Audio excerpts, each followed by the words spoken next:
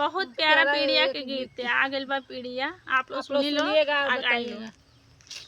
सासू कहेली बहुअरी जेवना बना के जइह, सासू कहेली बहुअर जेवना बना के जइह, सैया कहे न बड़ी धुआं लगी, बिजुल बत्ती ऐसन धनिया के हवा लगी, बिजुल बत्ती ऐसन धनिया के हवा लगी, बिजुल बत्ती ऐसन धनिया के।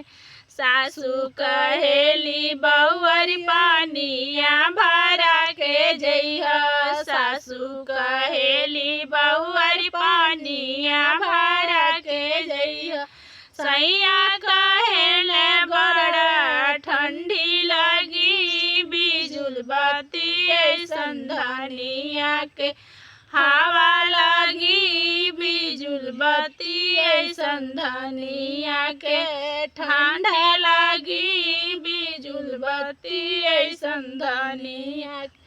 सासू कहेली बहुअरी मेरावा जोरा के जइह, सासू कहेली बहुअरी मेरावा जोरा के जइह, सैया कहेल हाथ में कथा लगी, बिजुल बत्ती ऐसन धनिया के,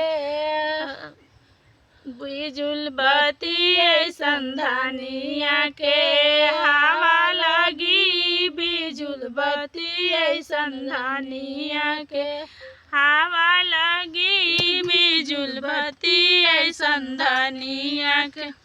मेरा गीत कैसा लगा कमेंट बॉक्स में जरूर